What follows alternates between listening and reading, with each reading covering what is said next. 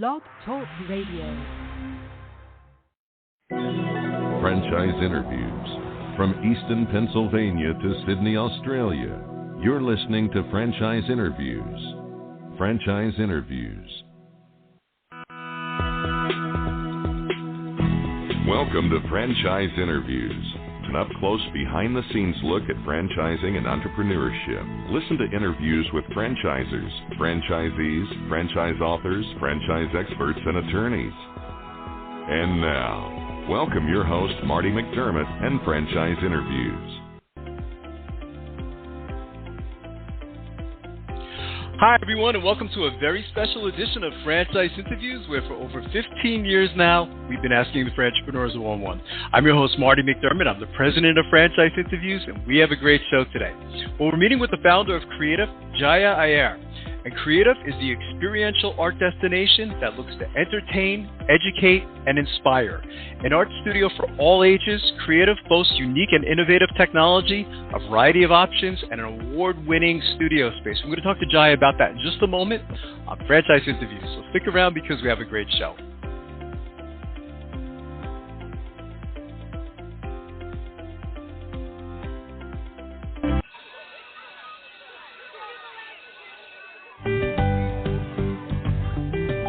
Franchise Teacher. Would you like to know how to franchise your concept or grow your franchise business? Meet the experts at Franchise Teacher. The goal of Franchise Teacher is to teach, coach, consult, and advise.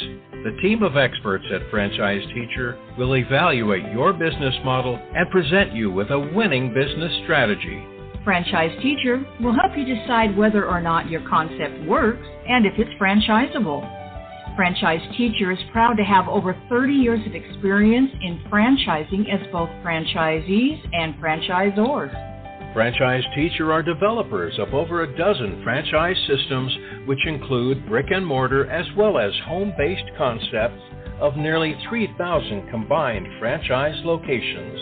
Whether you need to add more units or get more customers, Franchise Teacher can help. We will teach. Franchise Teacher will help you learn our proven system. Coach. Franchise Teacher will help you provide a game plan to succeed. Consult. Franchise Teacher will make sure you stay on track. And advise.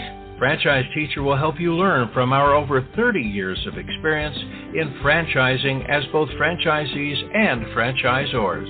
Take advantage of our free, no-obligation phone consultation. Simply go to franchiseteacher.com or call us at 561-385-3032. That's franchiseteacher.com or call us at 561-385-3032. Hi, this is Connie McDermott, Administrative Assistant for Franchise Interviews, LLC, and you're listening to Franchise Interviews. Franchise Interviews. From Easton, Pennsylvania to Sydney, Australia, you're listening to Franchise Interviews. Franchise Interviews. Hi, everyone, and welcome back to a very special edition of Franchise Interviews, where for over 15 years now, we've been asking the entrepreneurs one-on-one. I'm your host, Marty McDermott. I'm the president of Franchise Interviews, and we have a great show today. Well, we're meeting with the founder of Creatif, Jaya Aiyar. And Creatif is the experiential art destination that looks to entertain, educate, and inspire. Hi, Jaya. How are you? Welcome to the show. Hi, Marty. I'm doing great. Thank you for having me on today. This is my pleasure, Jaya. When I heard your story, I knew I had to have you on the show. We always like to ask our guests, where are you calling from this morning, Jaya? I am calling from Pleasanton, California. Ah, fantastic. And, as I was mentioning earlier, Jaya, what intrigued me was your story. When I read about Creatif, I said, okay, this is something that we have to have on the show. Maybe you can kind of go back to, it sounds like it was around like 2018, you could talk a little bit about the history of Creatif and how the whole thing even came about. Sure. Yeah, you're right. We opened our corporate location here in Pleasanton in late 2018. That's when I started the business. I was kind of just testing out the concept and seeing how we received the feedback from the community. Right. And then 2019 was kind of our first full year of operations. I mean, we received so much positive feedback that it was immediately evident that this has to be bigger than just the one location. So I started looking into franchising. And then early 2020, we'd already started working on putting our franchising program together. But then COVID hit. But what we didn't do is we didn't stop ourselves. We kept moving forward, and we launched our franchising program. And now we are a national brand. We have franchise open in the East Coast. Our corporate location is here. We have more locations coming up in California, and a lot more in the pipeline. It's wonderful, Jaya. And, what intrigued me about the story, too, Jaya, was your background, because it sounds like, I felt like I was a little bit like you in the sense of, I have this great appreciation for art. I have no talent when it comes to art whatsoever, but yet I love it and I appreciate it. And your background sounded like it was like in engineering. Maybe you could talk a little bit about that, because I know you were also interested in art at the same time. That's correct. And I know people talk about art and technology as two disconnected entities, because it's like left brain, right brain, you think that you both can function together. Yes.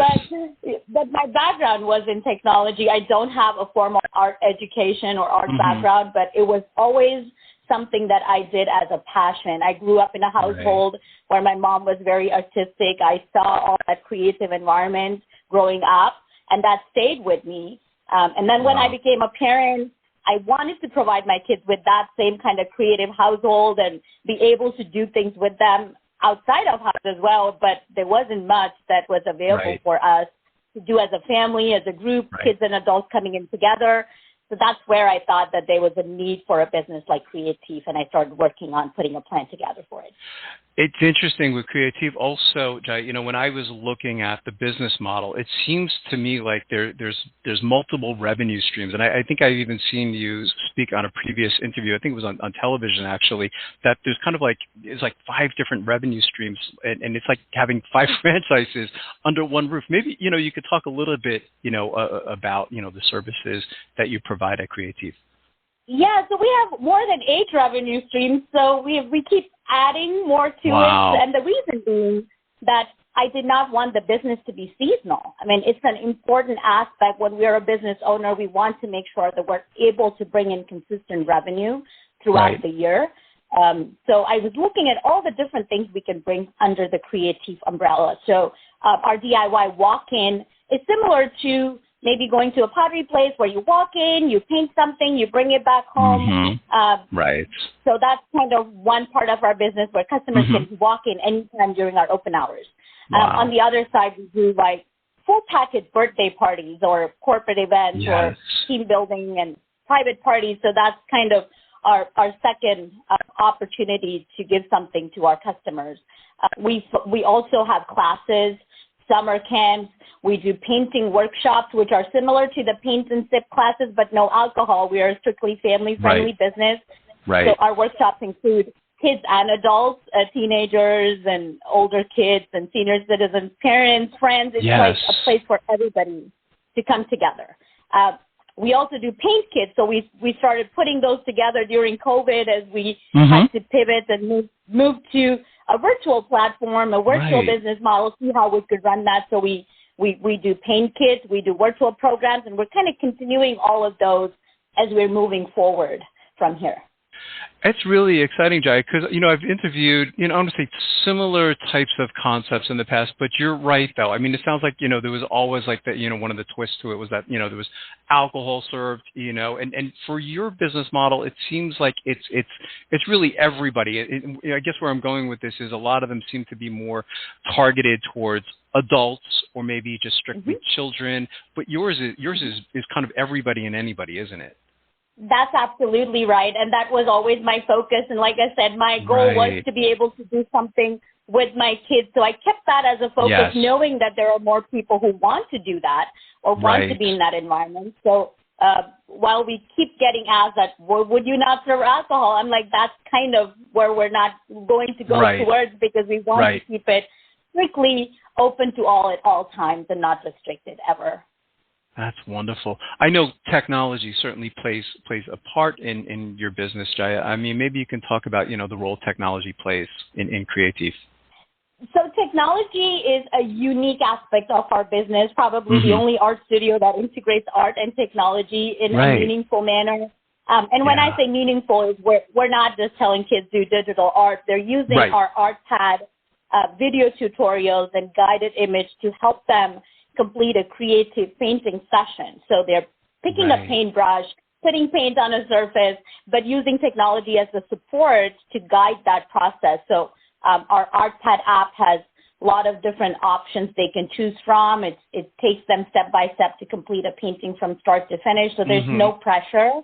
Everybody can pick paintings based on their comfort level, and the difficulty levels are kind of put out early on. When they click on a painting, they know it's a hard painting or it's going to be an easy one. And we have stencils and things to support that journey for them if they have never tried art before. What's interesting about your business too, Jaya, is, I couldn't even tell, because I was thinking of the industry, and it seems to me that you're part of like several industries, which makes Creatif an attractive franchise model, doesn't it? It is. We're part of course, the children's activity industry has always been big when you look at franchising. But what I consider myself is the family entertainment industry, which is much bigger.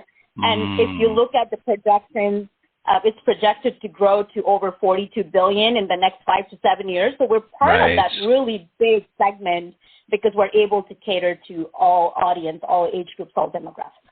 So here's a tough question for you, Jaya, but what's been one of the most interesting things that's happened to you since launching Creatif? I'm sure you have 100 stories you can share, but does anything stand out since you launched the business? So when you say interesting, there's one thing that comes to mind is when we opened our doors in 2018. Again, it was kind of that nervous energy. I didn't know how it's going to do. It wasn't the brand. It wasn't like a tested business. And we have this customer walk in on the first day with her daughter. And I had a conversation with her, and she told me that she's preparing or she's wanting to paint something for her grandparents as a gift. So it was kind of that surreal moment saying, this is why I started this business. I want people to create something. And that's now wonderful. That same kid is working for us in our studio.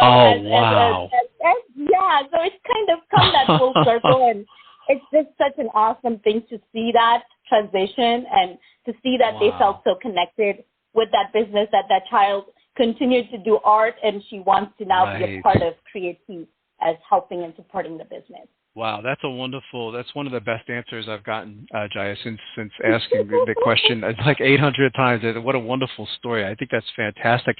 And, it's interesting, too, because, when I was reviewing previous interviews that you've done in the past, I think it sounds like, you wanted to use the franchise model, because I think I remember you mentioning something like you said, I can't be in, 40 or 50 different places at one time. If you owned the corporate, for 50 different Creatifs, it's just not possible. So it sounded like that was of the motive, I guess, in franchising the concept. Maybe you could talk a little bit about that. Yes, and thank you for seeing my other interviews and kind of understanding where I was coming from. And you're right, franchising wasn't my first when I started thinking about expanding, it wasn't the first option or something that I looked at right off the bat.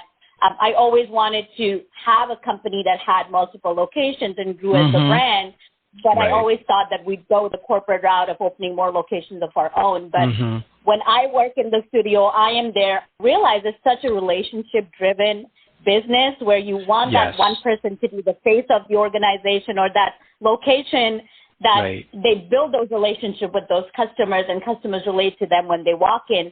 And that's when I thought that franchising makes no sense because each of those owners are now those people who have that drive and motivation in building those relationships versus just hiring a manager to run the show. I think it becomes more personal when it's the business owner.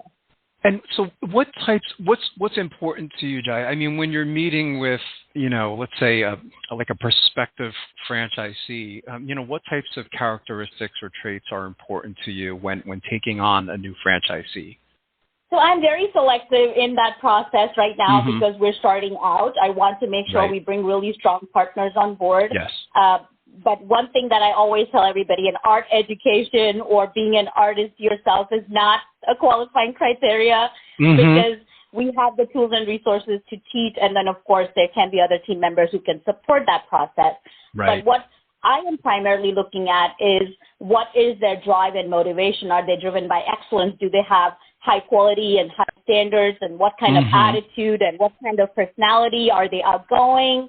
Will they be that relationship building person within their community? What is their role, and what are they thinking they want to do as being a part of a business owner? Because that's an important aspect, because that's what will help me explain to them whether this is a good business for them or not, just based off of what I see their drive and passion is versus what we're looking at when we're looking at a community-driven, outgoing, relationship building kind of person.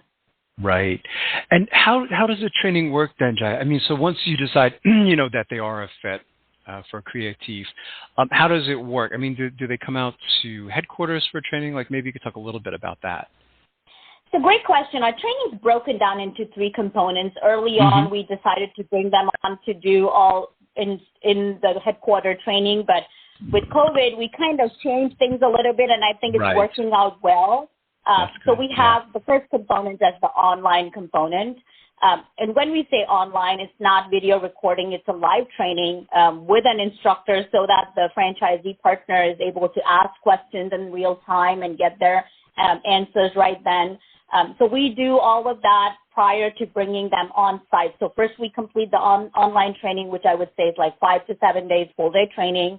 They come on site to train with us, typically for a weekend and a few days before, after. So they work with us as a team member, helping a real customer, doing a real party, like seeing how the studio environment is when it is with real customers. So that's kind of our practical part of the training when they come on site to train with us.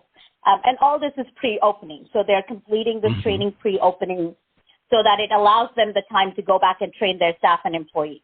And then when they open, our team would go on site for up to 4 days, and then we support their opening and kind of help them through greeting those first few customers and kind of getting them warmed up to the concept and the business itself. That's wonderful. And I imagine that, I guess every day, or every event is a little bit different, Jaya. But, I mean, is there such a thing as like a typical day for a Creatif franchisee? So there are a lot of moving parts when it's like things are happening, it gets busy. But one thing is great about Creatif is it's a happy business. And that's something that is what I tell people. And I personally, when I work in the studio, it might have been a long day, but I always come back feeling so fulfilled because everybody walking in the door is coming in to have a good time. And we are part of that experience. So we really take that seriously to be able to provide them the best experience when they are with us. A typical day for a franchisee provides them the opportunity to have that great work-life balance because we open only 6 days a week. So one day every location is closed. So that's kind of at least you get kind of your me time for that one day. And then during weekdays, we're typically open 12 to 6 p.m. So as a parent, it really helps me take care of my kids' needs in the morning, get them to school, and kind of manage that morning really well. And then I can get to work. And then by 6, kind of, it's like the end of the day. So it's not like running too late in the evening to not be able to take care of other things that I have to. And then during weekends, we open 10 to 7. So that's kind of our longer day. We're doing more parties, more walk-ins coming in. Everybody has more free time. So we've kind of planned our days that way. But for a franchisee, or they're the face of the company, they'll be coming in. They're maybe doing their opening procedures, which is all kind of documented for them. They're kind of talking to the customers, checking the phone, responding to leads and inquiries and helping customers make bookings or providing them more information. So it's all that interaction with customers is what's part of a typical day for a franchisee partner. So having that relationship-driven attitude is very important. And, in studying your background too, Jaya, it seems to me, you have all the characteristics and traits of an entrepreneur. And so from everything you've learned up to this point, what advice would you give to our listeners in their quest to buy a franchise? Because I'm sure you know now, I mean, there seems like there's so much out there today to choose from. So it gets a little bit overwhelming, I think, for someone who says, okay, I want to buy a franchise, but, there's so much out there. From everything you've learned up to this point, what advice would you give to our listeners then in their quest to buy a franchise? I think as a business, as someone who wants to start a business, the first thing that you have to identify is your why. Why are you wanting to do this? Right. And that's kind of what would drive the direction or the businesses then you want to look into. What is your passion? What are your goals as far as being a business owner? Of course, we want to make money and we want to fulfill our responsibilities and financial commitments. That's one part of it. But to do it on a day-to-day basis, there has to be something more than that you have to be connected to that idea, to that concept, and love to be in that environment. So those are some of the things that the person has to do as their homework. Now, next part, as you said, there are so many different options out there. And a lot of times people think that an established brand might provide them more support than an upcoming or an emerging franchise brand. But what I say is that's not what someone should look at. They should really look at, is this brand positioned for growth? Because you're not buying into it today. You're buying into it for the long term. So if the market's oversaturated, if you have too many of similar concepts that are competing with you, if there's no uniqueness to the business, then you're really not positioning yourself for growth. So those are some of the aspects that everybody should kind of seriously consider. It just doesn't matter how many locations they have. Do they have the support system? What's unique about them? What are some of the business ideas? Would they kind of take feedback? So it's all of that that you need to kind of understand and evaluate when you determine what's the right fit for you. So as the founder of the company, I mean, I guess I can ask you, where do you see Creatif, if you could look into a crystal ball, Jaya, whether it was 1 year or 3 years or 5 years down the road, where do you see the organization? So I want this to be not just a national, but an international brand. And I see that this is totally doable just because of the type of concept that this is. So that's where I see taking this company. We want to definitely have a strong national presence here in the United States, but we're already getting a lot of interest from international buyers and franchisee partners as well. But we're kind of taking one step at a time. We want to make sure that we're able to provide the support to our franchisees here in the United States, have them have a strong foothold, and then kind of look international at that point. What's the best way, Jaya, for our listeners to get more information on Creatif? Of course, there's the franchise opportunity, but maybe even like the service itself. Are there any websites you can kind of direct our listeners to? So Creatif.com is the main website. From there, you can branch out to our franchising components or franchise site as well. So Creatif.com is our domain. You can look at all the different revenue streams. We have pictures of customers in there, so you kind of get a feel of how that service is run and how it's managed. It's very colorful, bright website, and customers love it, so I bet everybody going on there is going to find something useful. And if you want to learn more about franchising, our direct website for franchising is creatif-franchise.com. We have a form that you can fill out, and then our team will be in touch to take you through the discovery process.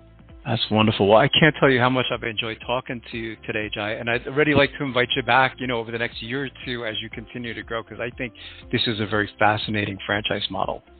Thank you so much. I really appreciate you having me on today. This is great. This has been my pleasure, Jaya, and we'll be right back with more franchise interviews. Coming up on segment 2, you're going to hear what every franchipreneur needs to know before buying a franchise. We're going to play a clip from our popular Great Quotes in Franchising podcast right here on Franchise Interviews. Franchise Interviews, an up-close, behind-the-scenes look at franchising and entrepreneurship. Through our website, franchiseinterviews.com, where you can hear and read interviews as well as get tips from some of the most successful sources in franchising. And our weekly franchise radio show, where each week you get to hear a new interview with franchisors, franchisees, franchise authors, experts, and attorneys. And don't forget to listen to our podcast, Great Quotes in Franchising. For more information, go to franchiseinterviews.com or call us at 610-905-2725. 610-905-2919. That's 610-905-2919.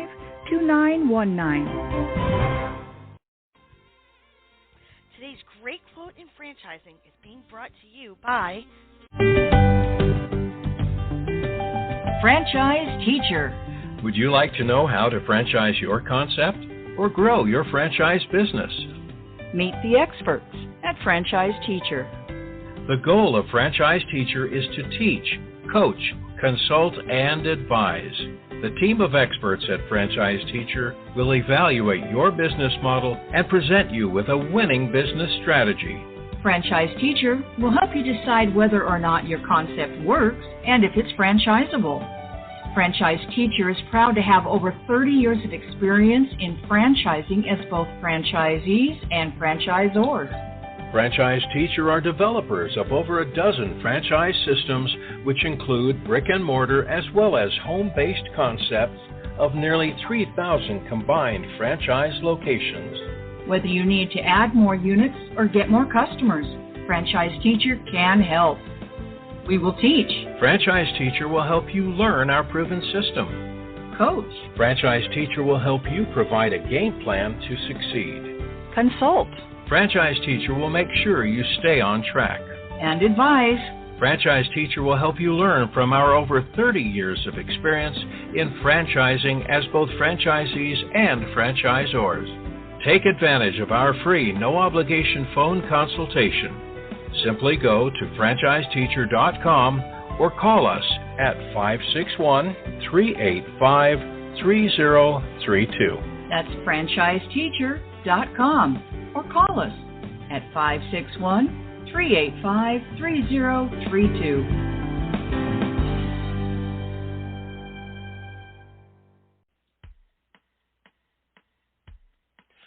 Hi, everyone. This is Marty McDermott, the president of Franchise Interviews, and welcome to another edition of Great Quotes in Franchising, where each podcast you get to hear a great quote in franchising. You know, we've been hosting Franchise Interviews many years now, and during that time, we've had some incredible quotes on our show.